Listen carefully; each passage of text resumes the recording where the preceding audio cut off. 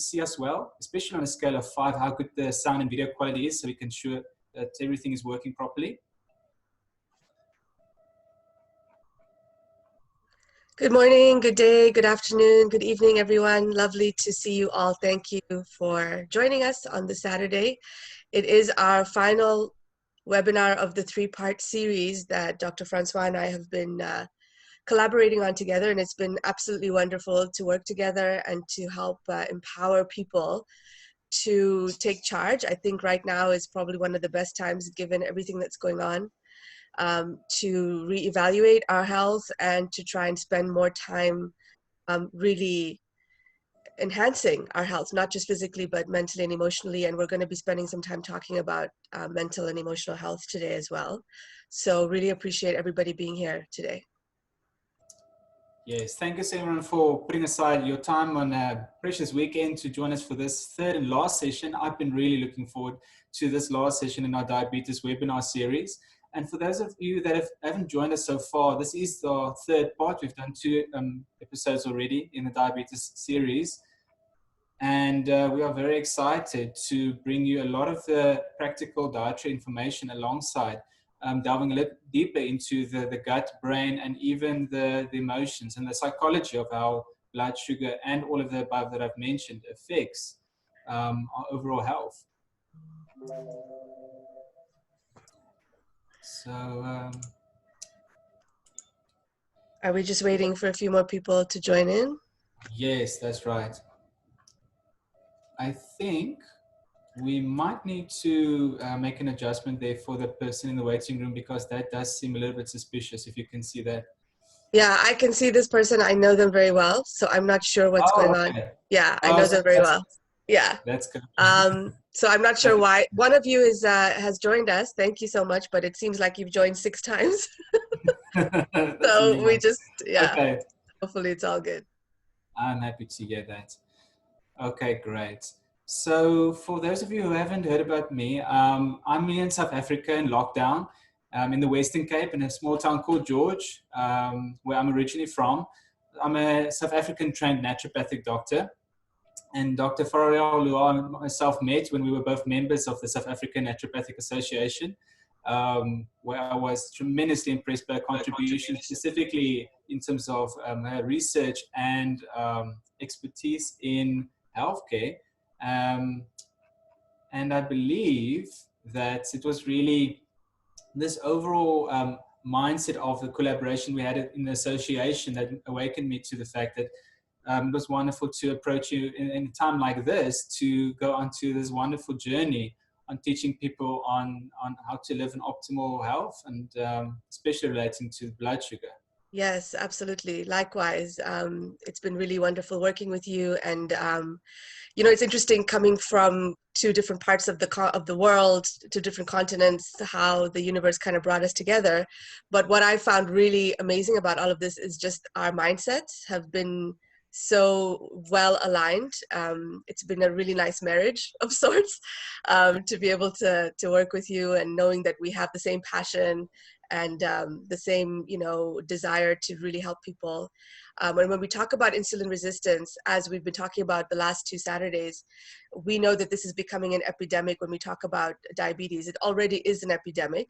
And then coupling that with obesity, which is also an epidemic. And now we have diabesity, which is a combination of diabetes and obesity. And it's something that we really need to start doing differently in terms of approaching how we treat it. And the good news is that we both agree that you can completely reverse this if you really make the commitment, take charge of your health, look at lifestyle, nutritional interventions, and so on. But in this time of the pandemic, it's important to point out that we know a lot of people who have any type of insulin resistance that could be full-blown diabetes, it could be, you know, leading to cardiovascular health problems, whatever it is, they are more susceptible to poorer outcomes when it comes to COVID-19. So that was another reason that we really wanted to tackle this topic, so that people can use this time to get a handle on it. Definitely. And it's also been the same in terms of just mentioning back to the mindset how many of the factors we've been discussing have been so similar in terms of even the slide and the context without necessarily even discussing the detail, which is Right. wonderful when you understand that we're coming to it from this basic principle of naturopathic thinking, which is about holistic health. And it is a progressive natural medicine career, because the science and the information is constantly changing, but there's certain constants when it comes to helping the body to be optimally healthy. And I think that's why there's been this continuous touching point, even though we've both gone in many different directions in terms of specializing and honing our skills. On all of these topic points, we've been touching so many of the same points, which just affirms this is where you could say the nutritional science or the dietary science of things is really going. And yes, and even when we're talking about, you mentioned the immune system and how it is affected by blood sugar levels, it's one of those very empowering messages that you can drastically change your overall health and your immune system by making dietary and lifestyle changes. And that's the same for the immune system. So by applying the dietary advice and principles and being informed of how to take care of yourself, you can almost within a few weeks make a huge impact on the strength of your immune system, for example. And it doesn't even have to be a lot of big changes. It can be small incremental changes on a frequent basis, daily especially. And it will keep growing, because we actually want to establish healthy habits. And Right. as with all habits, it takes time, and we want to take it one step at a time. So I think we've everyone from the waiting room has joined in. And then, yes, let me start with the PowerPoint presentation.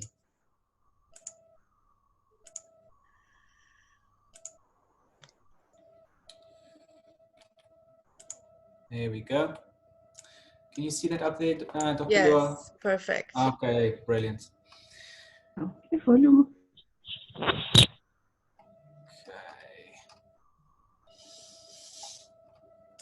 Great. And if anyone by any chance happens to unmute themselves, if you just would be so kind as to just mute yourselves there so we can continue. But we are very happy to hear any of your feedback and questions in the chat box area, especially if you're having any connection concerns, and we'd be happy to respond to that as we're going on through the presentation. So what we'll be delving into today especially is the combination of how the brain, the gut or the gastrointestinal tract, and our emotions influence our overall health, especially as how it relates to the blood sugar levels, because our blood sugar levels have a dramatic impact on the health of our entire nervous system.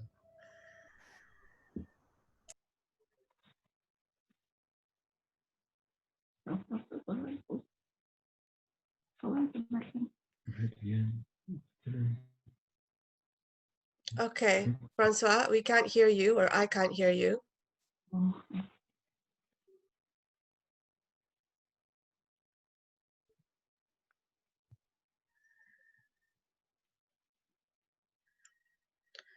All right, just bear with us, everyone. I think, Francois, we lost you there for a second. I couldn't hear you. I don't know about the others. Yeah. No, it must have been just with some of the settings there, but I think, can you hear me again? Yeah, you're good. So you can go on. Oh, okay, great, thank you.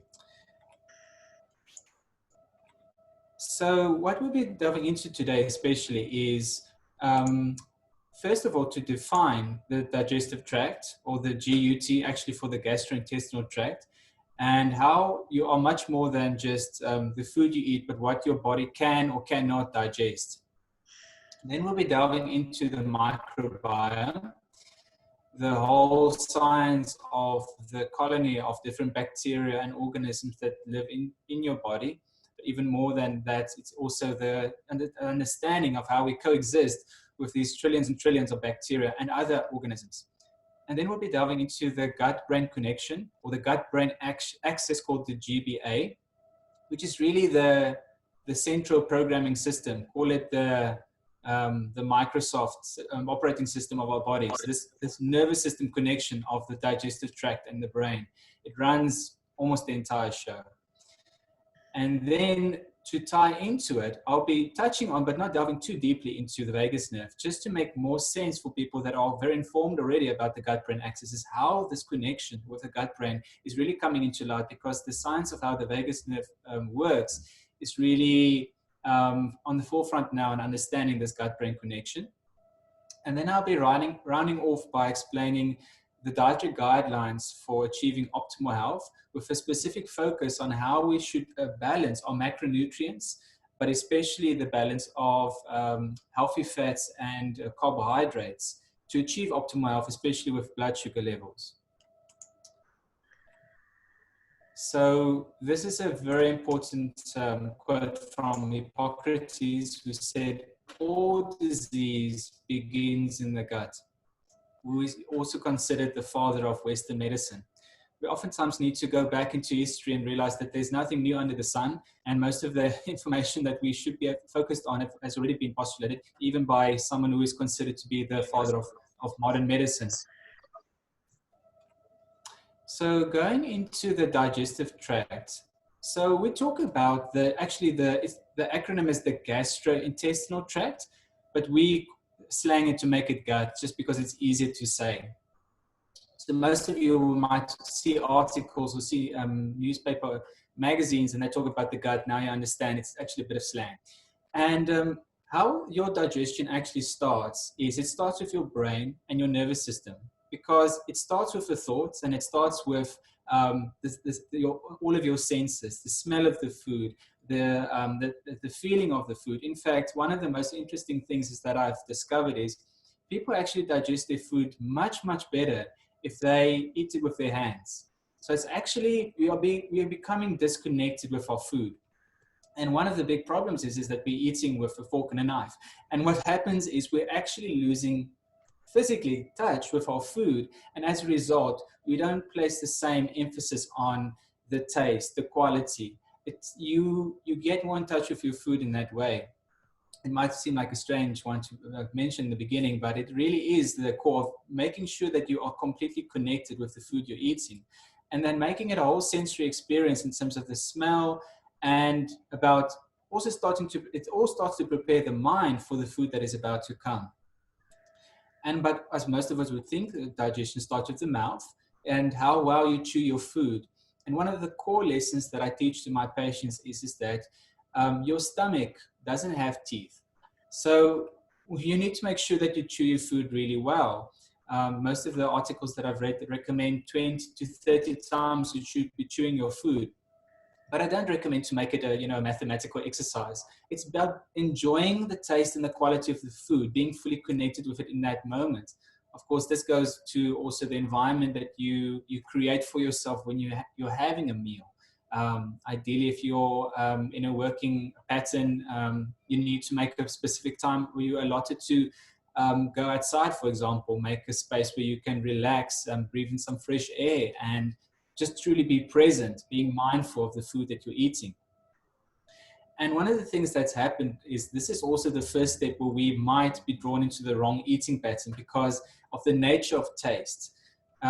So we are drawn to want to eat sweeter foods, and that actually has a very important function, because the taste of sweet was designed to be a source of nutrition in nature, especially when we're thinking about the natural seasons. In certain seasons of the year, the warmer climate would come in spring and summer, and we would have a natural amount of ripened fruits, especially. And fruits are some of the sweetest foods we can have, naturally speaking. And what fruit would have concentrated when it was fully ripe and in season would be vitamin C. So a lot of the research that I've been reading has pointed to the fact the reason why we crave sweetness is not for sugar or glucose, it's for vitamin C. And those of you that are already taking vitamin C will realize, and have maybe read about it, that vitamin C is an essential vitamin. Your body can't produce it. In fact, we are only one of, I think, 2 or 3 other species in the entire world that cannot produce vitamin C's in our body. So that makes it essential vitamin. Let me just interject there for a second, Francois, because I don't know about others out there. I'm sure there are many that probably could join me on this, but I love chocolate. And I don't think there's a, high amounts of vitamin C in chocolate, but I do agree with you that the body's always craving certain minerals or vitamins, and that's why we have cravings for certain things. And I believe with chocolate, and I'll just put it out there that luckily it's dark chocolate that I eat, which is very high in antioxidants. I think it's manganese and chromium, which are important minerals as well. And interestingly, those chromium is very important when we talk about insulin resistance. So just to kind of talk about the fact that, when you're having cravings for certain foods, it's not that you, like you said, it's not that you want that food, it's that you're craving something that that food has, that the body That's needs. exactly the point. Yes, that's exactly the point. In fact, I've read a lot about the reason why we crave chocolate. I'm myself the same. I love chocolate. Is because we crave the minerals that they contain, especially magnesium when it comes to chocolate. But Right. there's many more that I'm sure I'm not familiar with. But there's always a reason the body craves something. And the one can be a healthy trigger that you're looking for nutrition or those minerals. But on the opposite side, it could be an unhealthy trigger when you're already having an unhealthy colony of organisms or bacteria in your gut that's constantly digesting and used to digesting sugar. And then it hijacks your nervous system and tells you you want sugar and you want this food. For example, you want you want the cookie, you want the slice of bread. And it's because your digestion and the organisms in your gut has adapted to feed off those sugars for energy, and it's all your nervous system knows. So you can't always listen to what your body is telling you, but it's understanding how the things are playing on us. And one of the reasons why, especially, we can't unfortunately always trust our bodies or the sense is because of how the food industry has exploited this sense of sweetness, taste. People recognize that I've already discussed in some of the other episodes and gone into more detail about the bliss point. Suffice to say is that this is this scientific ratio of sugar to fats to sugars that makes your body addicted to food. But moving on, so then going down into the stomach, we realize this is where most of the food is being broken down by stomach acid. But the most fascinating thing is that there's been discovered that there's up to 7 different stomach acids, not just hydrochloric acid. And a lot of them haven't been fully researched or understood properly yet. But it's one of the things that I recognize clinically is that many, many people are walking around with an imbalance when it comes to digestion because of the stomach acid. And now when we start to look into how certain organisms, especially certain bacteria get a foothold in the stomach like H. pylori, because of this imbalance in these different acids, we find that the digestion is halted and not functioning properly further down into the rest of the digestive tract. So it's a very common illness that's not treated out there, except for with symptomatic treatment with proton pump inhibitors or antacids, just to suppress, for example, a reflux, which is not really the problem. The reflux isn't really the concern. It's why the body's why you're having that sensation of acidity. But that's actually a topic all by itself that I'd love to discuss in a future topic.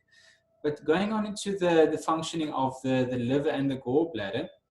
So we understand the liver is especially involved with cleansing the blood and detoxifying, but it also has the essential role to play in digestion, where it produces bile, which is secreted by the liver and then stored in the gallbladder temporarily until it's needed to help to especially digest oils or fats in the diet.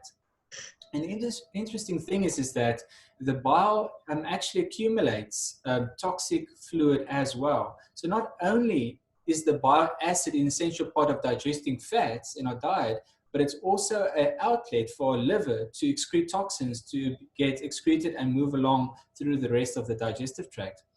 And one of the things that people often ask or tell me is, but I've heard so much about things like avoiding cholesterol, and especially that cholesterol causes gallstones and concerns like this. And the interesting thing is there's actually an opposite correlation between this problem. When you have already followed for example, a low-fat, high carbohydrate diet for a long, long time, or avoided cholesterol completely, healthy cholesterol is what I would qualify, of course, your gallbladder isn't functioning in the capacity that it normally would. And then you actually accumulate these crystals and toxic accumulates that form these stones because you're not consuming enough healthy fats in your diet. So it actually feeds into the same problem. Whereas when you're consuming some oils, be it even seed oils, and other healthy fats on a more frequent basis, your liver is functioning properly to produce bile, and it's actually flushing it out. And then there isn't this problem with forming gallstones in the first place. And then moving on to the pancreas. So we fully understand that the pancreas is involved in the blood sugar control, which we've been discussing so in depth, but it's also essential for producing digestive enzymes. In fact, it is essential for really breaking down food to its macro level, to its microscopic level. And it's producing all the enzymes to convert proteins, fats, and carbohydrates to these smaller, you could say, molecules.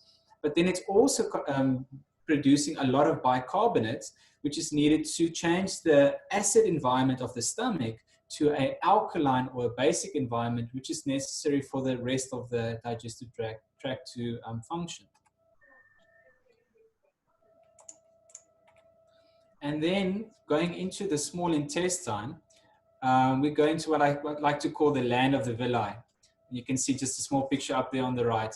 The best way I can describe this is that people that haven't heard about this before is the lining of your small intestine is full of these finger-like projections. And the best way I describe them, and the picture actually does it a lot of service, is it's like, looks like seaweed at the bottom of the ocean. It's these wavy finger-like projections that are constantly in contact with a food environment. And the reason it has this shape and appearance is because it dramatically increases the surface area of our gut.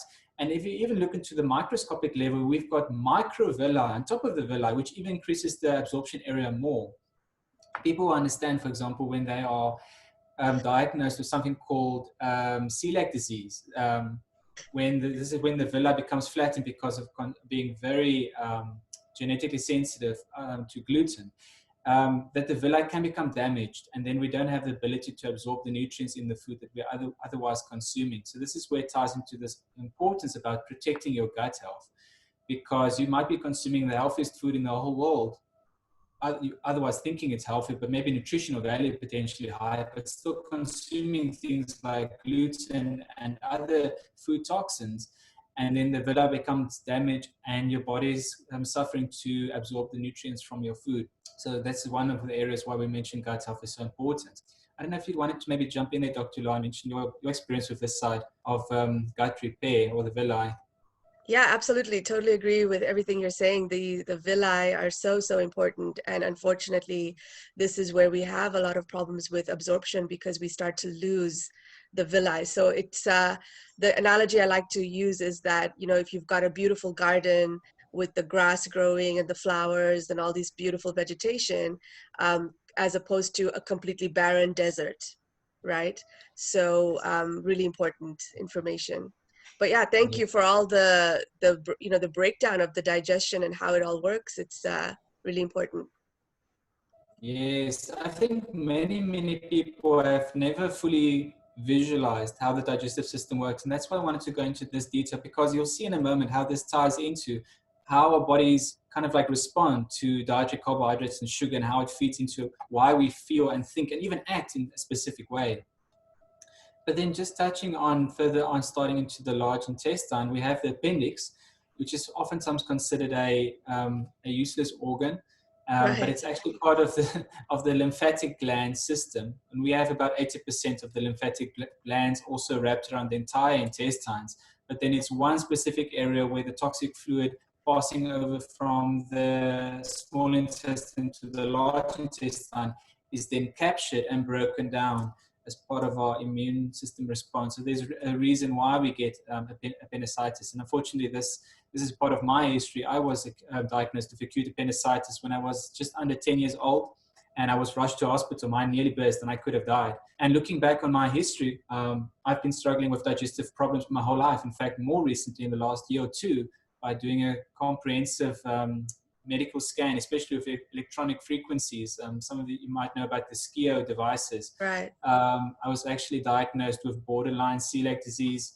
that would predict for me happening in the next year or two if I don't make dietary changes. It's very sensitive to predict illnesses a year or more in advance. So some people get red flags when they see these scans. I've done a lot of these scans in my career also, but people are not maybe fully aware that these things predict illness so much early before they manifest. So for me, I've been cutting out gluten for all of my life, but it just affirms what I'm doing is so crucial to protect my villi. Right. And then also one of the reasons the appendicitis developed in me is because this toxic effect that gluten has on the gut, and it needs to be kind of cleansed out. But then with the large intestine to round off, is where the final stage of the food is broken down, as well as a lot of the fermentation is happening. So you find that the majority of all the bacteria in our microbiome is situated in the colon because of this final broken down fermentation process, where even some final food molecules are broken down in the form that we can utilize in terms of even additional vitamins and healthy fats to be absorbed, alongside, of course, the final additional water to make the full use of the water in your diet. But now to delve into the microbiome. So the microbiome is one of the most complex systems of research that's been coming up in the last 10 years. Actually, I believe it's one of the most heavily funded fields of biology, especially in the light of the fields of immune and nervous system research. But even more, and I think Dr. Luhar, you might be aware of this, in terms of the research about the genetic function and even the epigenetics, because they've discovered that we have this entire store of information, genetic information, in our existing colony of bacteria, and healthy bacteria especially, that's constantly feeding information to the brain. But just a few figures, you'll find that there's 100 trillion bacteria in the colon alone, compared to only 40 to 60 trillion human cells. Now, when you take into account that the total number of bacteria in the body, this could be now including the small intestine, but even not just the entire body, the other systems, but also on top of the skin, that these bacteria outnumber our human cells 10 to 1. We are more bacteria than we are human, actually. Yes. And so it's a shocking thought that you're more non-human than human in terms of this whole system, because we are living in a constant state of symbiosis. And most of the symbiotic relationship that is actually influencing your optimal health is one that most people are just not aware of. So I think one of it starts with awareness. I think both of us resonate with this concept about being mindful and being aware and taking care of certain facets of our lives to make sure that we are the best that we can be. And one of it starts is just to appreciate this 90% bacterial colony that's constantly making sure that you're alive in the first place, and making sure that you understand and do research to help it to thrive. Of course, taking hands with a lot of naturopaths will guide you into this, because we've been studying the gut health for most of the career of naturopathy. So it's one of the fields that we are the earliest introduced to, and the research is now, in terms of, at least, I'm very thankful for the scientific research to point out so much about these benefits of gut health, now coming down to the specific organisms in the bacteria. So these bacteria contain about 150 times more genes than in the human genome. And this is why I was talking about this library of genetic information. And when you realize that this genetic information isn't just dormant, sitting there inside the bacteria, but they are communicating with the intestinal lining through the vagus nerve. It's actually a bidirectional communication, sequencing things like how our immune system responds, how much inflammation our bodies are producing in the gut lining. So it's all playing into each other. And going into actually all of these steps, so when you think about what the gut bacteria or the microbiome do for us is, number one, it's a protection against pathogens. But more than that, I consider it to be our first line of defense, because most people might have heard about leaky gut syndrome. which is something that a majority of people are walking around with without being fully aware, because they haven't been in touch with their bodies enough to realize of all of these imbalances in their digestion. But you don't develop leaky gut first. You first develop an imbalance in your gut flora or the microbiome, because when that is disrupted, then the food, which is also, for example, an allergen or toxin, starts damaging the intestinal lining. I don't know if you wanted to jump in there and mention something, Dr. Luhar. No, I totally agree that everything you're discussing here, the gut is basically the interface between the external environment and the internal environment. And as naturopathic doctors, we've known about the gut bacteria and the importance of gut health for eons, right? So this is the place that I start with all of my patients, no matter what they're coming in to see me for. Yes, it's one of those areas of health where when you put in the littlest amount of effort or change, you get the maximum output in terms of health outcomes. And this is true across the board with people, and that's very glad to that's how you approach it too. This is really the foundation of health. Yes, Especially and when this we delve into it, the bi-directional communication is so important, because as we go further into the presentation, we're going to see how the bi-directional communication influences our food choices, influences the way we think and feel, like you said, our moods. And when we talk specifically about mental health and emotional health, it's so important that we recognize that these bacteria are manipulative. They're very manipulative. And so when we're eating, most of the time we're eating because we're eating what they want, not necessarily what we want. But the good news is that we can manipulate them back based on what we feed ourselves. Exactly, yes. You can think of your lifestyle as being information that's constantly changing this wonderful colony of bacteria, or in fact, a microbiome that expresses in all of these health benefits, including things like, just to run through these other sections, because these are all topics in and of themselves, how the bacteria in the gut help to synthesize more vitamins and minerals, making our food, in fact, more nutritious. This is why certain population groups can follow what we consider to be very simplistic diets. For example, Asian people consuming mostly rice. Not mostly rice, but as a factor, they can consume and produce a lot more nutrition from rice than we can, because of the bacteria that's natively found in their gut flora. But there's a lot there. And then even the immune system development is this combination of how the bacteria signals these lymphatic glands in our digestive tract, which is in fact 80% of our immune response is found in the gut. And then that also promotes intestinal angiogenesis, which is the formation of new blood vessels, to help to actually repair and heal the digestive tract. And the promotion of fat storage, which is what we've been discussing a lot in the previous episodes, about how the bacteria can even influence how your body utilizes sugars, or how quickly it would store those sugars or carbohydrates into fatty tissue. And that's got a lot to do with the type of bacteria you have in your gut, because there was this famous study that was done to show that when you, was a mice model study, where they discovered that when they were giving the mice the same diet, and they were actually taking a obese population of mice, and they transplanted those gut flora to normal weight mice, and they were feeding them the same exact diet, that the normal weight mice gradually became obese themselves. So there's a really big role there to play. And there's also in the gut being produced short chain fatty acids by the fermentation of dietary fiber, which is an essential molecule for inflammation control, nervous system health, and so much more. And then to round off, it also helps to modulate the central nervous system with this bi-directional communication with the nervous system. But that I will go into a little bit more detail a little bit later on.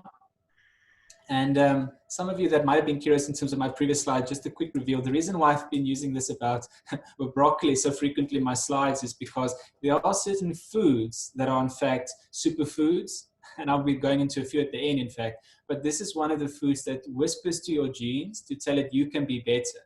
And some of you will know that I'm referring to a TED talk that was done. If you Google this topic, it'll quickly come up. But it is in fact true that certain foods in the cruciferous vegetable family really do help your body not only cleanse, detoxify, but also optimizes the gene function, even on this gut flora intestinal level. But then I wanted to hand over to you here, Dr. Luhar. You're welcome to continue with your presentation. Fantastic. Thank you so much for all that amazing information regarding the gut, because it is really important to, you know, to see how when we're eating, a lot of us are not really eating mindfully, if I can put it that way. And so it's really important, right from the chewing all the way to what's going on, to be able to get the nutrients and to be able to get rid of toxins that the body no longer requires. So I think that discussing the microbiome you know, when we're talking about insulin resistance and many other chronic disease, it's really, really important. So thank you again for giving me the floor, and this is how people can get in touch with me. I'm going to talk a little bit more about the microbiome in you know, relation to the stress response, how the stress response is related to insulin resistance. We'll talk a bit about COVID-19, and then I'd really like to get into some of the mental health strategies, because we're living in very, very trying times. And for many of us, it's been quite stressful, but we also want to be able to figure out what is the gift. What's the gift in this time that we have? So when we talked about the bacteria, as Dr. Francois really elegantly put it, we have good guys and bad guys, and these are like our friendly little pets that live inside of us. So we want to be able to take care of them, because we have a relationship with them that is so important, and our survival depends on it, right? But we don't want to just survive. We want to thrive as well. So of course we want more of the good guys, less of the bad guys. And you know, a lot of experts are now referring to the microbiome as man's last undiscovered organ. This is how important it is that it is being classified as an organ in and of itself. A lot of this is established right at pregnancy, in particular during birth, because as the baby passes through the vaginal canal, it will start to take in a lot of the bacteria from the mom, and that is the beginning of that baby's innate immune system. We know that babies who are born through C-section don't have the same advantage in terms of being able to acquire all of these beautiful bacteria. And of course, breastfeeding also provides a lot of this versus bottle feeding. So it starts right at birth, if not before birth. I mean, the mom's health and what she's taking in is also so important in establishing the newborn's microbiome. And then the microbiome will eventually get to a point where it starts to match what an adult would have. And this is where you get your innate immune system maturing, and then you have the adaptive immune system. We have two different branches of the immune system. So when it comes to the microbiome, and in particular with insulin resistance, how much you eat is not as important as what you eat. So the composition of the diet is a lot more important than the actual amount of food, because as we said, food is information. It's telling the body what to do, but it's also feeding the guys that you want to help you to function well. So if there is an overpopulation of bad bacteria or other kinds of pathogens, whether they're viruses, yeast, fungi, parasites, and we are feeding them and they are proliferating and they are thriving, then this is something that you need to think about, because what are we doing? Are we feeding ourselves, or are we feeding the disease or the condition that we're suffering from? So interestingly, good bugs actually need good food, and bad bugs love bad food. So it's just really that simple. I wanted to talk a little bit more about this particular slide, because what is interesting about this whole relationship is that the diet influences the microbiome, but then the microbiome again influences the diet, right? So it's kind of like this ongoing cycle, and we at some point have to break the cycle if we want to achieve optimal health.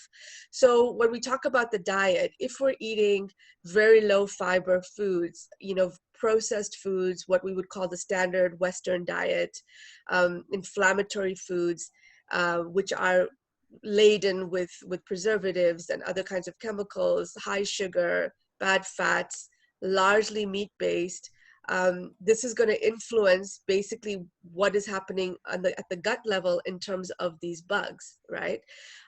Artificial sweeteners are a big thorn in my side. I'm sure they are in yours as well, because this creates a huge mayhem in terms of your metabolism.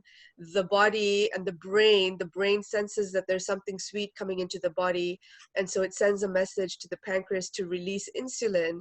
But the problem is that that artificial sweetener does not have glucose, so then you end up having too much insulin in the bloodstream, but there's no glucose for it to metabolize, and then you start to get cravings for things that are not good for you to be able to get that insulin used up. So artificial sweeteners not only are bad for your metabolism, but we know now that some of them can also contribute to cancer. And I do definitely discourage this. I don't know if you have anything to add about that, because we have No, so I many do. people having artificial sweeteners who are diabetics, right? That's a shocking thing. I tell people that, sugar is damaging, but artificial sweeteners are toxic. So your body knows what to do with glucose or sugar. Your body doesn't know what to do with a toxin. I mean, it knows how to detoxify it, but it's something that's poisonous. Yeah. So, this taste of sweet, your body doesn't know the difference between that and a normal glucose molecule. So the insulin response is still going to be there, especially in the diabetic scenario. So I Correct. recommend people to completely break away from that, but instead of going for artificial sweetness, rather looking at the naturalist form of sweeter taste that they can find. Honey being a good example.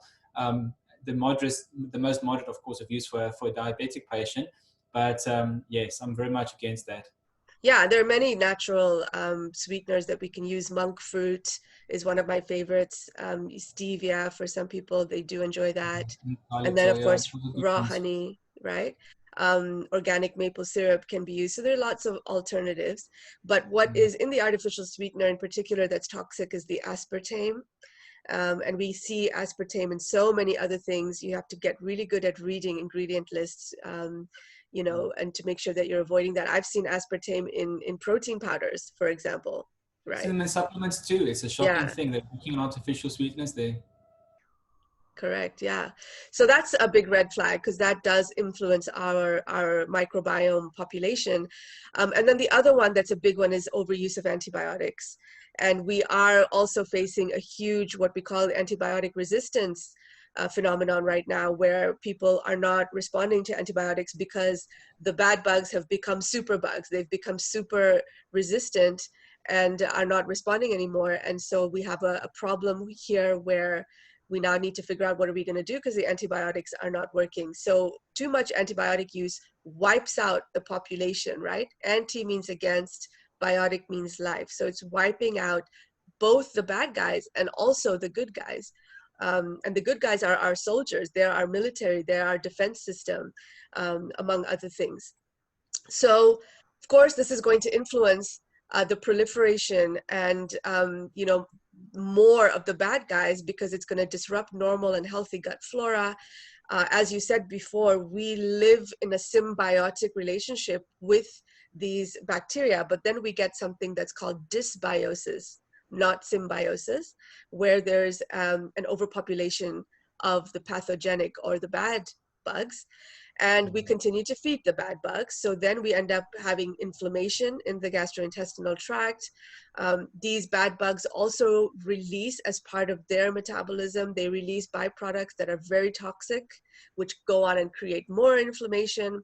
And then that inflammation gets into a situation where signaling for insulin is blunted. And then we start to have problems with having effective insulin production. And this will then lead to, among other things, fatty liver, problems with cholesterol, cardiovascular disease, cancer, metabolic syndrome, and so on. And of course, diabetes, right? But interestingly, these guys are the toxic bugs, which actually make you fat and inflamed, and bad bugs influence food choices. So what happens is, because we are feeding these guys, they send, through this bidirectional communication that Dr. Francois spoke about, messages to the brain asking for more of the same. So they get us to eat what they want via the vagus nerve. Very important to think about, okay? They're fighting for their right to be there, because literally they want to be there, and they're fighting a chemical warfare to stay there. And that's Right. when the nervous system gets confused and we start making poor choices too.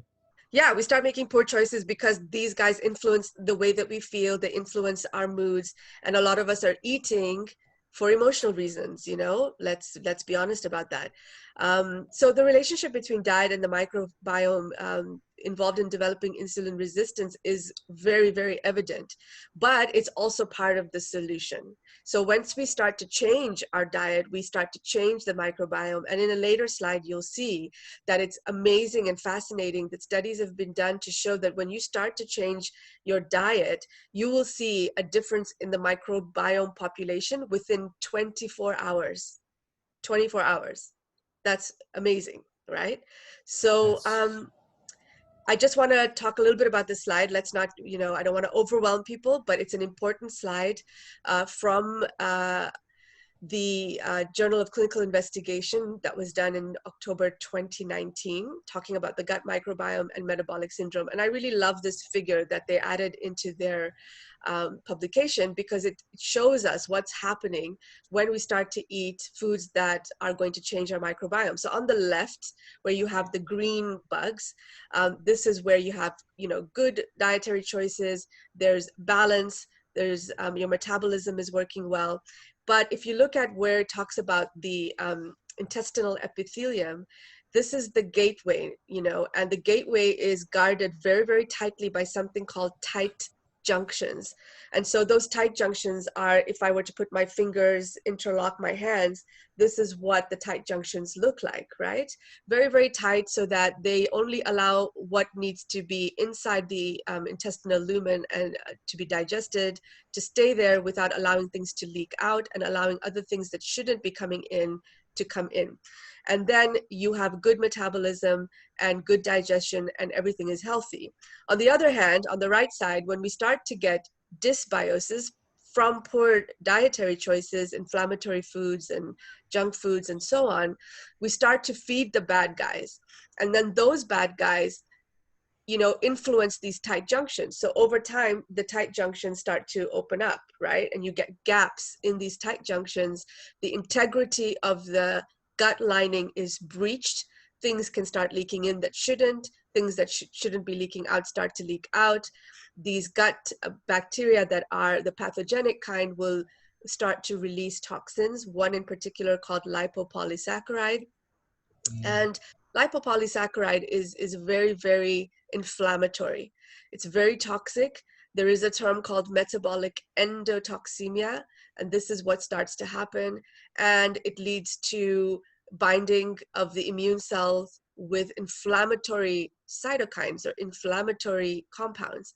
And when this happens, we know that fat cells are already releasing a lot of inflammatory cytokines. These things then enter the circulation and we get chronic inflammation of the liver and of the fat cells, which is what is associated with the development of cardiovascular disease, insulin resistance, and other conditions associated with metabolic syndrome.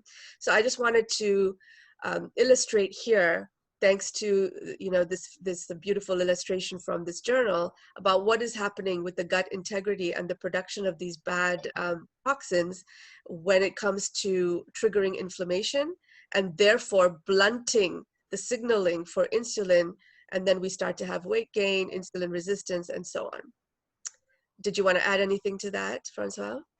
No, it's wonderful to see it explained in such a thorough way, especially in terms of visualizing this gut integrity, because most people hear about leaky gut and it doesn't become real to them until they actually start seeing, you know, the intestinal epithelium and the gap junctions that you so brilliantly explained. This is what's really happening on a microscopic level, and it's a real phenomenon. But not necessarily as scary as it sounds, but it has a dramatic impact and can be very toxic to our bodies. For sure. And the good news is that we have in our toolkit many things we can do to repair the intestinal epithelium, the intestinal lining, to basically restore the gut integrity and those tight junctions that I spoke about. And so this is why we tend to start with the gut with all of our patients, right? So as I said before, you know, gut bacteria are manipulative, but the good news is that we can also manipulate them back based on what we're feeding them. So if you start to change your food choices, you will start to change the microbiome and see changes within 24 hours in many cases, right? So what do we want? We want whole, fresh produce, obviously organic wherever possible, so that it has not been sprayed with pesticides and herbicides, all of those things that we spoke a lot about in the previous webinars. Mostly plant-based would be great. And what I usually like to ask people to experiment with, to be able to have a beautiful diversity of these bacteria in your gut, because you want your gut to basically mimic a very lush tropical rainforest that's full of beautiful species and all these different colors and types of vegetation. And so eat 4 new vegetables every week. Try to see if you can introduce a couple of new vegetables every week into your diet. And the reason I say vegetables, I mean, fruits are also included, but when it comes to insulin resistance, depending on where you are on that spectrum, I tend to actually ask people to minimize their fruit intake.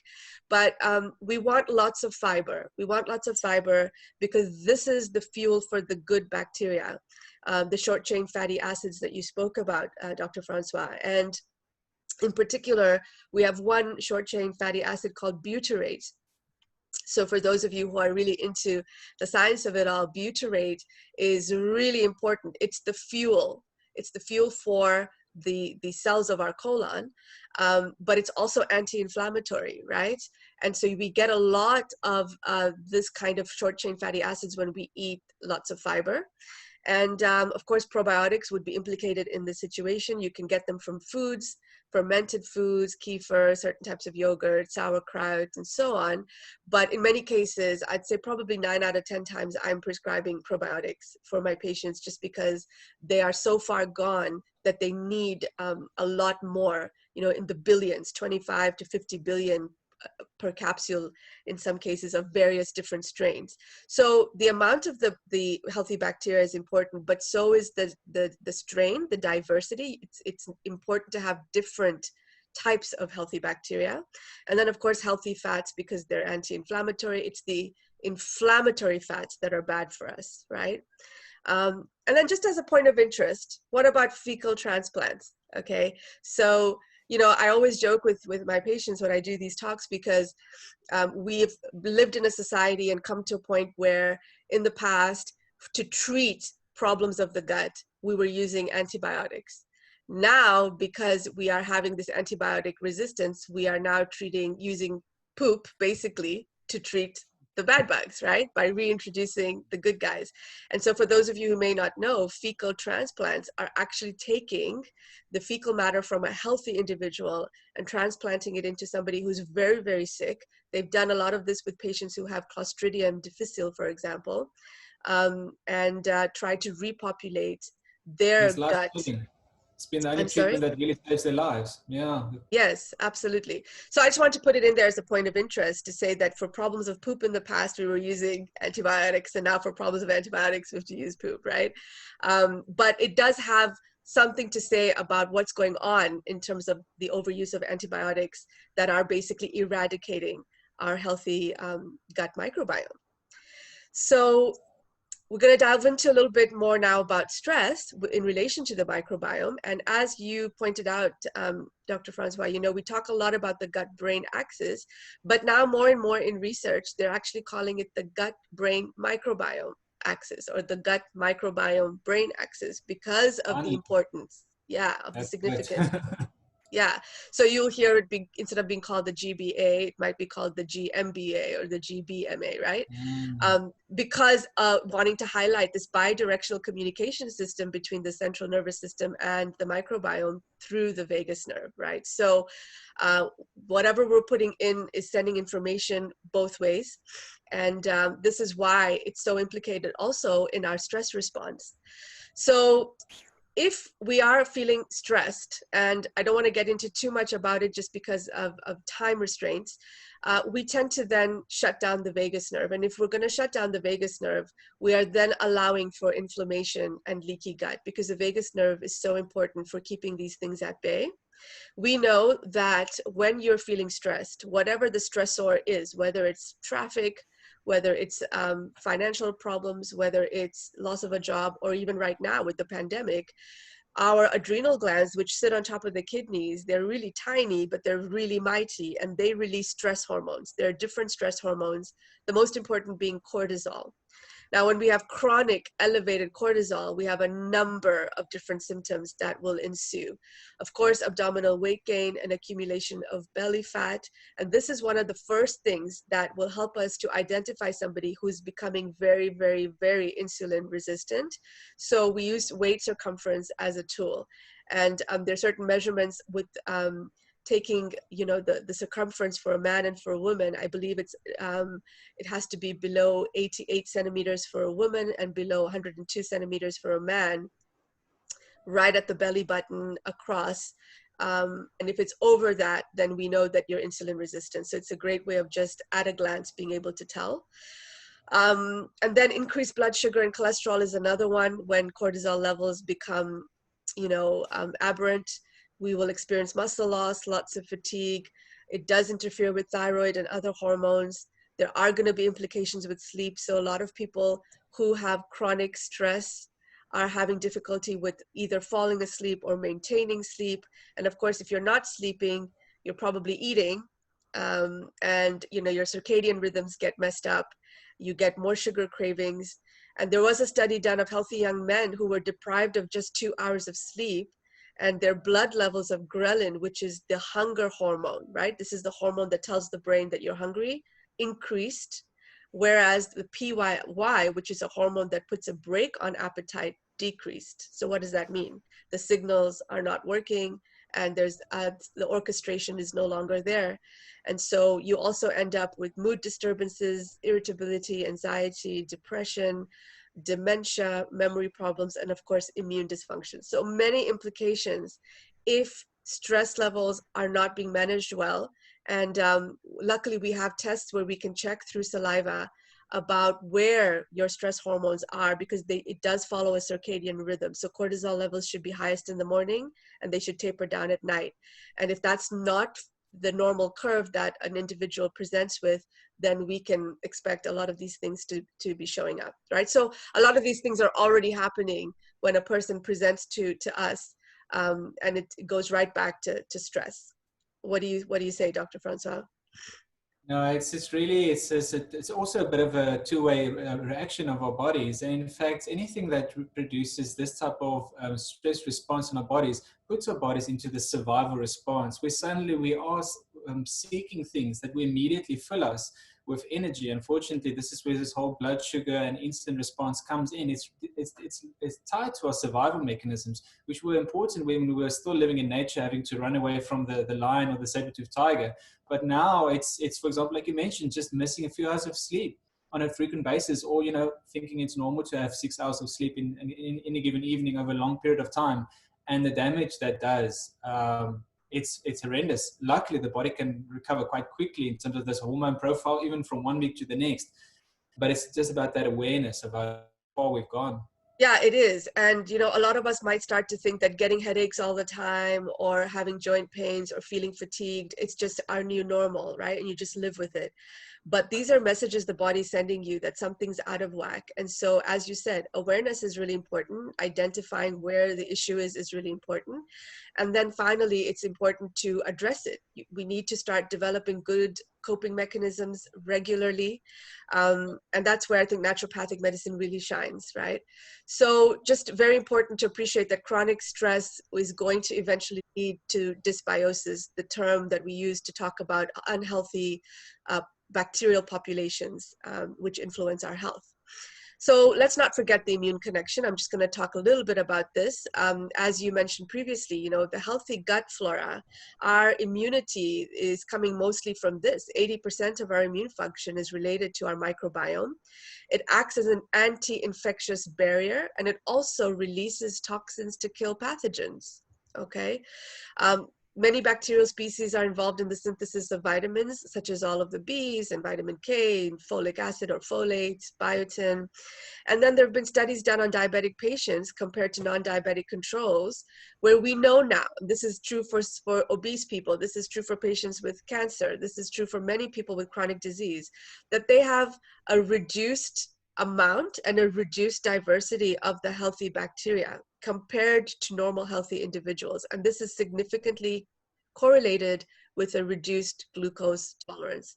So microbiota, or the microbiome, influence both of the branches of our immune system, which I touched on previously, because we originally get the initial immune, the gift of immunity when we're born.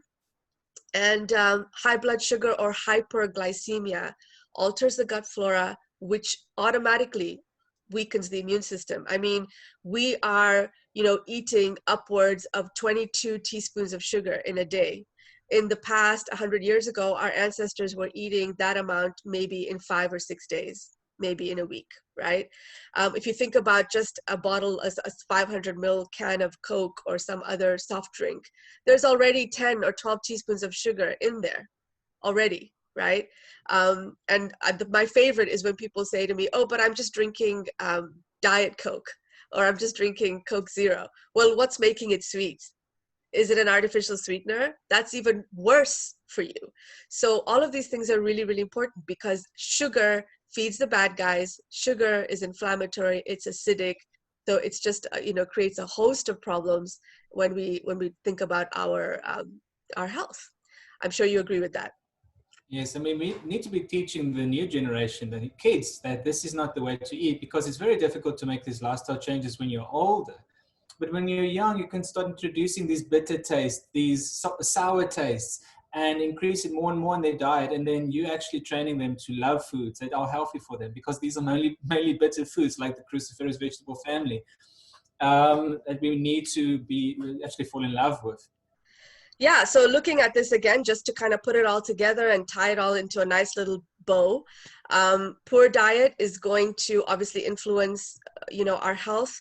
On top of that, if there's chronic stress, then we're getting a double whammy there with relation to our microbiome and our immune function. We're going to start to see dysbiosis, breaches in the gut integrity, gut disturbances. Of course, there's going to be lots of inflammation, lowered immunity, and then all of this certainly is going to influence how sensitive our insulin levels are. So when it comes to COVID-19, if I can just shift gears a little bit here, as we said before, individuals with underlying diseases such as diabetes, heart disease, blood pressure, and so on are having severe outcomes or poor outcomes. We are seeing this every single day. And, it begs the question, why?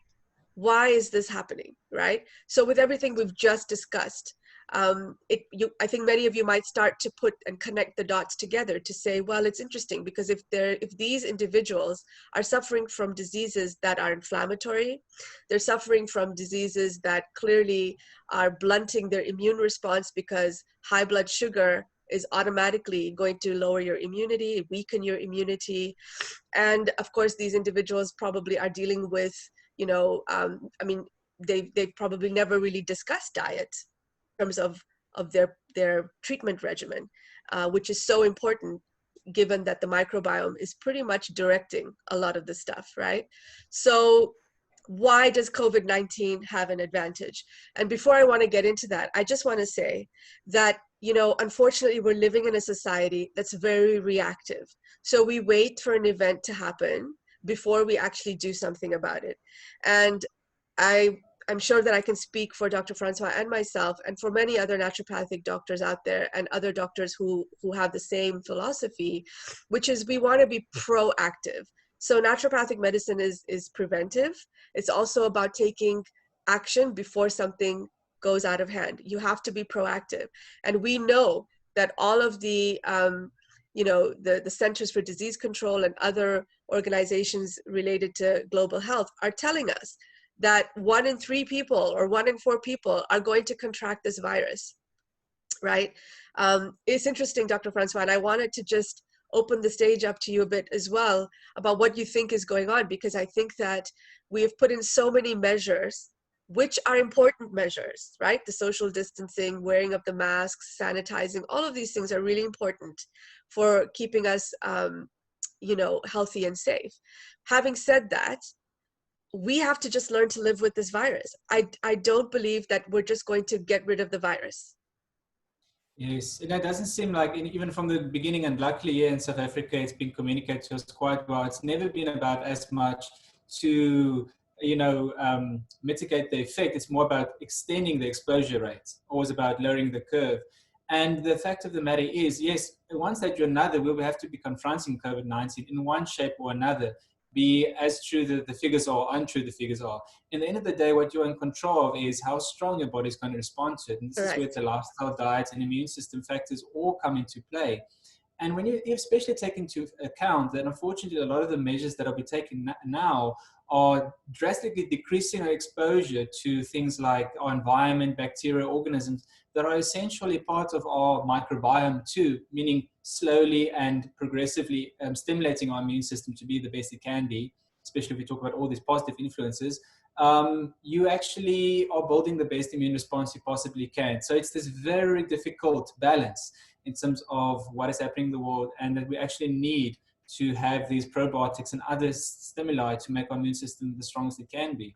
Absolutely. And so this is a perfect opportunity to now equip yourself with the ammunition that you need, so that when things open up, what I'm worried about, to be very honest, is that because a lot of us have been indoors and we've been staying at home and we've been basically, isolating ourselves, which has been an important measure, our immune systems now might have taken a little bit of a vacation. They might have said, oh, okay, we don't need to work really hard because we're just at home all the time. We're just going to relax, maybe go to sleep. And what's going to happen when everybody now starts to go back to work and the world kind of starts again, and people return to work and school and so on, are our immune systems going to be strong enough to be able to deal with this, because we've kind of not been exercising the immune system so much, if that makes sense, right? So I don't want to give the wrong message here. I'm certainly encouraging I think both of us are definitely encouraging that you stick to all of the measures in your respective countries, but important to also think about, how the immune system is working, so that you can make sure you have the best chance, right, to deal with this virus should you contract it. So when it comes to diabetics and others, with the COVID-19, what has been found out is that the coronavirus, it binds to a specific receptor on the human cells. So if you look at my little cartoon animation here, we have little receptors called ACE2 receptors. And those receptors are the receptor sites by which the coronavirus has to bind, successfully lock, and then once it's locked and docked, it then releases its genetic material into the host cell. And by doing this, by releasing all of its RNA, it then hijacks our cells and takes over the machinery to continue to multiply and spread the disease, right? So interestingly, the oral hypoglycemics and a lot of the other medications that diabetics are placed on, and some of our cardiovascular health patients are placed on, also use ACE2 receptors. Those drugs are also binding to ACE2 receptors to be able to do their job. But what happens is some of these drugs help the cells to create more. They upregulate the production of ACE2 receptors on the surface of the cell. So the hypothesis is that it's possible that this population is having a harder time with COVID, because when they're taking those drugs, in particular ACE2 inhibitors or other types of drugs like this, that they are just increasing entry sites on the surface of the cell for the virus to enter. So I'm certainly not suggesting that this is 100% proven or true, but that's what's been talked about. And so there's been some controversy regarding whether patients should be continuing their medications, and that's something you have to discuss with your prescribing doctor, okay? But I think from our point of view, better to treat yourself, using other methods, and like we said, just giving your body the ammunition it needs to be able to deal with this. So again, let's shift gears once more. We're living in stressful times. It is very, very trying and difficult for many of us, there are so many things that we're being bombarded with. I think for a lot of us, which I found very interesting, some people have found that working from home and being at home has been really amazing, and it's given them a lot of downtime, time to be spending quality time with family and so on. For others, it's actually become a huge stress because everything is being done at home. Your home is where you work. It's where your children are being schooled. It's where you're playing. It's where you're spending time with your family. It's where you're cooking. It's where you're working out. So everything is being done at home, right? We don't have the outlets that we have had in the past before this pandemic started. Obviously, a lot of us are reaching for comfort foods, and we're eating stress eating, which certainly isn't helping our insulin resistance and or our immune function. There are no routines for some of us. We're sort of going to bed at 2 and 3 in the morning, waking up whenever. So the routine has also become stressful because there isn't much of a routine. It's been difficult balancing work and home life. Of course, the financial stresses that have taken hold with the pandemic, with people losing their jobs and businesses not being able to survive. Isolation, lack of connection is another big one. Some of us are actually dealing with sick loved ones or people who have contracted the virus, which is very difficult. And there are many, many more. I'm sure a lot of you can think of many, many more stresses that you're dealing with all together in this time, right?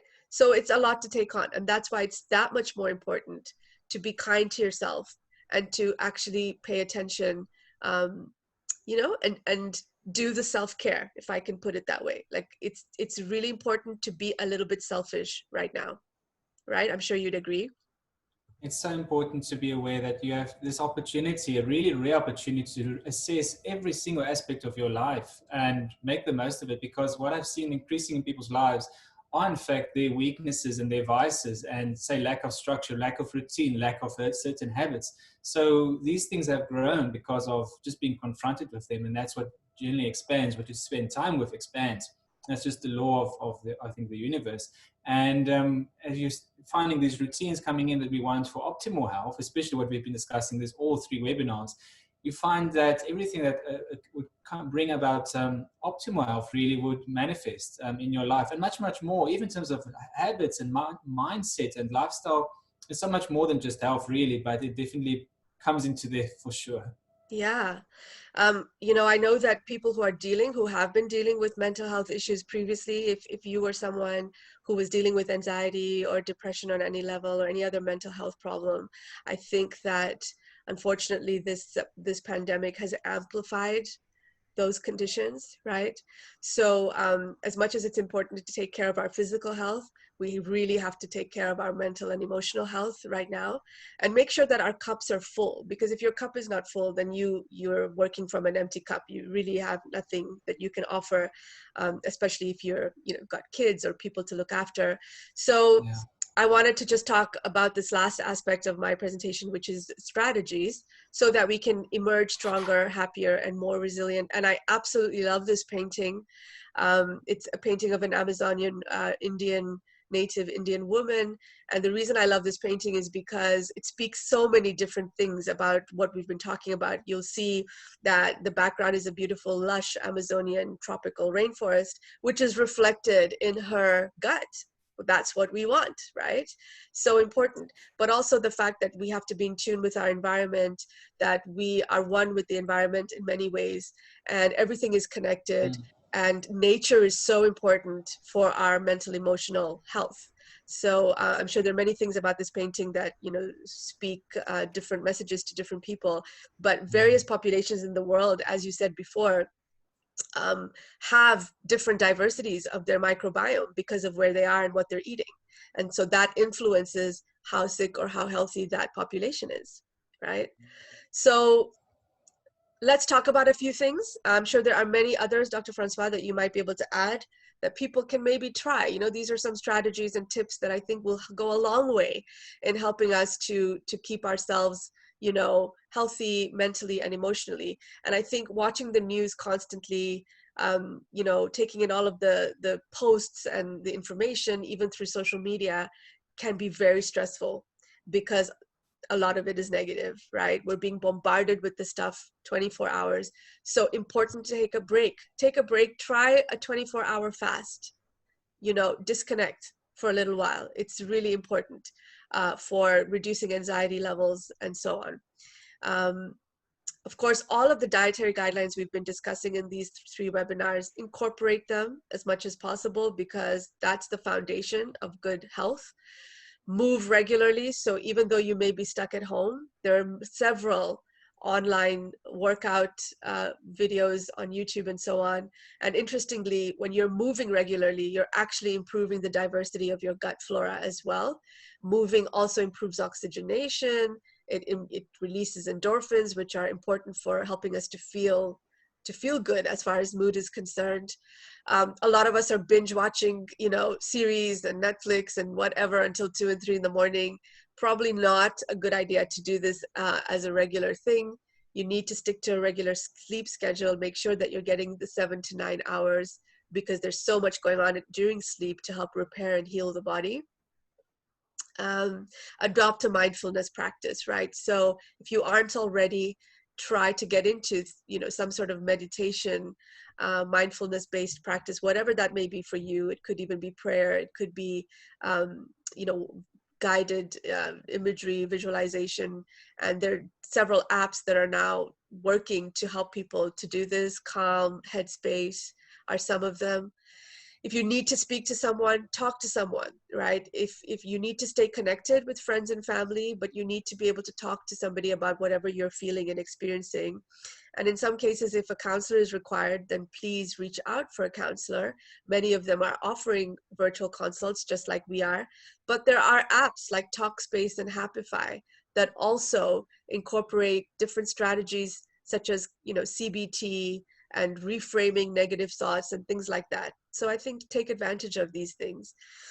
Get your dose of sunshine and fresh air. Of course, honor the social distancing measures. So if you can keep to the 6 feet, 2 meter distance, step outside, get some fresh air, get your sunshine. It's really important. You need your vitamin D. One of the things I wanted to maybe just cut in, is that we're actually opening up now to lockdown 3 in South Africa, 1st of June. And one of the things that you've just reminded me of is one of the best ways for us to be reintroduced to society is definitely, of course, honoring social distancing, but even more so, being reintroduced straight into nature in terms of completely avoiding necessarily people in general, because we are being exposed, just like that beautiful painting that you showed, to the type of environment that nourishes us on the inside. So make it a beautiful walk in nature for your introduction to this wide, wide world again. Yeah, you took I'll be talking about that. So you took the words right out of my mind, discussing that. I wanted to say, listen, dance to your favorite music. Really important. It goes a long way in improving mood. And if you're moving, and it's a really great way to just have some fun. Play with your pets, because guess what? When you play with your pets, you're also getting the gift of their microbiome from their their skin and their fur and so on. And it's really important to spend time with your pets, play with them, because they make us really happy, and they're great for our... Studies done showing that pet owners are much healthier than non-pet owners in terms of their immune function. And this is one of the reasons, in terms of they're bringing the outside in for you. So it's really a tremendous benefit. Absolutely, absolutely. Of course, we've spoken about probiotics, that we know they exert a positive influence on physical and mental emotional health, but they also actually regulate serotonin, which is your happy hormone, and GABA, which is a very calming hormone, right? So when we have our adrenaline pumping, or we've been really stressed out about something, probiotics actually help to calm down that response. So very powerful, not just for physical health, but for mental, emotional health as well. And we know from studies showing us now that people who are on antidepressants actually respond a lot better to those antidepressants when they're taking probiotics. So yes, they could end up with... Psychobiotics are coming to your health food store in the next near future. Exactly. Right. So of course, we want you to take medicines as prescribed. When it comes to a naturopathic medication point of view, understand that it's very important that if you want to deal with your own health picture, you need a one-on-one comprehensive assessment. You need proper testing. There are many medicines that we use that actually sensitize insulin, for example. So over the last 3 webinars, Dr. Francois and I have been highlighting many lifestyle and nutritional interventions, but that's not to say that we don't have beautiful natural medicines, things like gymnema or berberine, or other things like I mentioned, chromium as a mineral, that you might need that extra support if you're really, really insulin resistant and diabetic, right? So that is something that can only be prescribed. It's an individualized, customized approach. You might need some adrenal support. You may need some immune boosting nutraceuticals. So important to seek out a practitioner to be able to help you with your own health picture. And then this is beautiful, just to tie back to what you said about spending time in nature. If you can now, wherever you are, do this. It's so important. And things like earthing or grounding are so important. This is just having any connection, your body with the earth, whether it's walking on the beach with this on the sand, whether it's being in a forest. And I love the idea of forest bathing. Forest bathing is something that people do quite a bit of in countries like Japan. And just being with the trees, being with the flowers, being with the birds and the vegetation, not only calms and brings down our cortisol levels, but there's so many essential oils that are also being released by all of these trees that help our immune system, that help us in many different ways. So you got to spend some time as much as possible. I'm really lucky because the weather is beautiful here right now where I'm in Canada going into the summer, but also my sister runs and operates with her husband a chicken farm. And so I spend probably 2 or 3 days a week at her farm, just enjoying the countryside and the chickens and collecting the eggs and so on. And it's beautiful.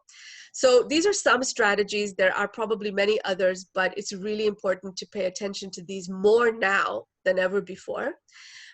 This is me actually in South Africa, hugging a tree, doing a little bit of my own forest bathing. So yeah, thank you so much for allowing me to share all this information and to collaborate with you, Dr. Francois. That brings me to the end of my presentation.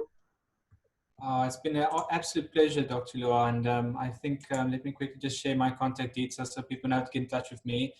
And one of the things that I've been recommending for people now, especially if we're coming into the winter now, unfortunately, so it's a bit less of ease to be outside. But what I do recommend to people is to really nourish their most immediate environment, especially your garden. And I've met so many people that have gone into organic vegetable gardening because of what's happening in the world and how much they realize the importance of nutritious food and taking control of your food supply.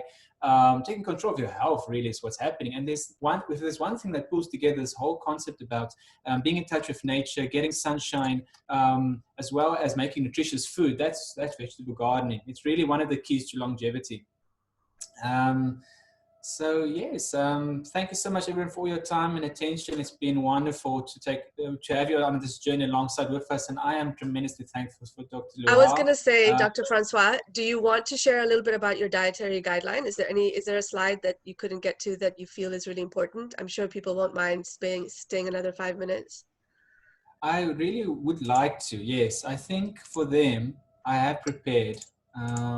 Let me jump back here.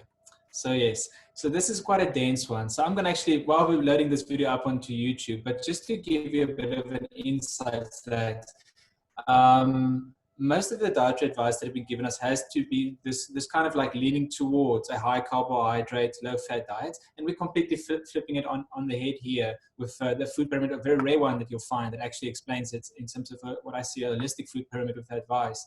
So we see, starting at the top now, the things we want to avoid is processed grains and sugars, minimum to no consumption. But this also includes complex, otherwise would be considered complex or even carbohydrates that you think like roughage, has a lot of roughage. And as, for example, is full, a lot of people say, I'm eating full grain, not white bread, but these are still exceptionally rich in carbohydrates. So even the complex carbs such as bread, cereal, pasta, potatoes, corn, rice, and the general category of grain and wheat products. And then shifting down towards a very moderate intake is fruits. And we should be very conservative in our intake when we are, of course, when we're diabetic. But we want to limit our fructose intake to below 25 grams per day, including 15 grams from whole fruit. So that's really important. And then moving on to actually with the focus of the diet, low on into this middle tier is about protein intake. We talk about this middle protein diet. Some people only hear about this, for example, LCHF, the low carbohydrate, healthy fat. But in the middle, we should say medium protein. And this is where this jumps in. So we want to have a medium amount of grass-fed organic meat and poultry, organic free-range chicken and eggs, and safe and sustainably caught fish, especially salmon. So you're very fortunate there in Canada. Yes. And also raw organic dairy, preferably from animals that are not being given routine antibiotics. And the benefits of consuming some animal protein is in terms of the variety of vitamins and minerals you're getting, especially mineral profile. But I fully respect people that are vegetarian, and you can go very far that direction.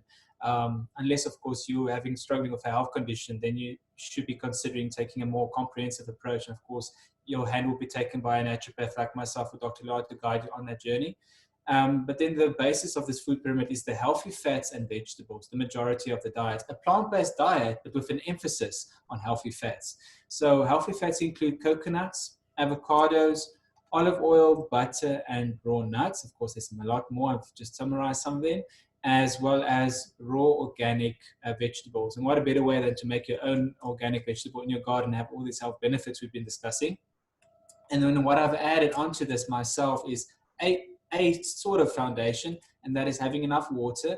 But it's not about so much how much water you drink, but how mineral rich that water is, because many people drink too much water and they're actually demineralizing their bodies, because your body can recycle the same water if you have enough minerals or salts in your diet. So that's why you can see this very conservative figure of 3 to 4 glasses. That's actually the reason. Some people might need more, but if the water is mineral rich, like our ancestors survived under very, very harsh circumstances, we can do much the same so long as the minerals are there. And then also, because of the lack of nutrients, generally speaking, in our diets, it has become essential to use supplements. And one of the things that I recommend to people is to move away completely from the supplements that are synthetically made, because the whole supplement industry kind of exploded in a similar way that the food industry has.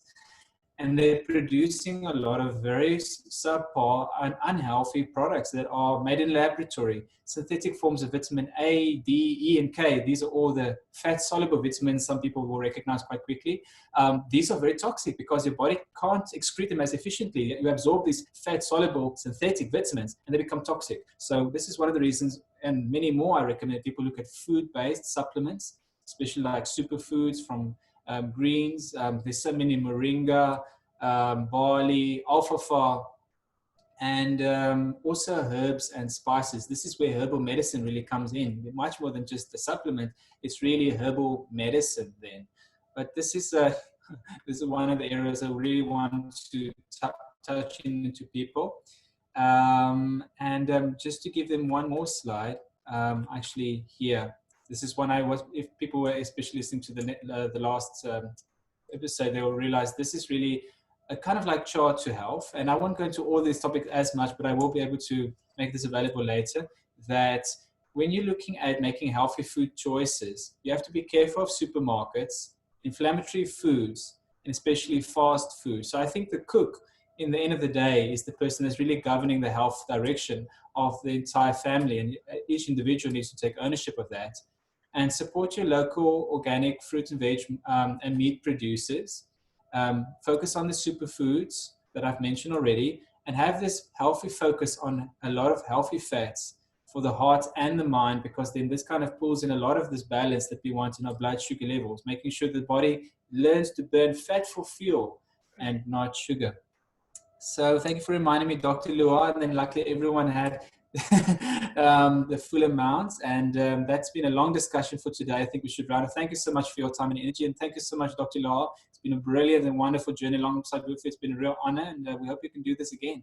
Likewise, I'm also very privileged, and I want to thank everyone again for joining us today.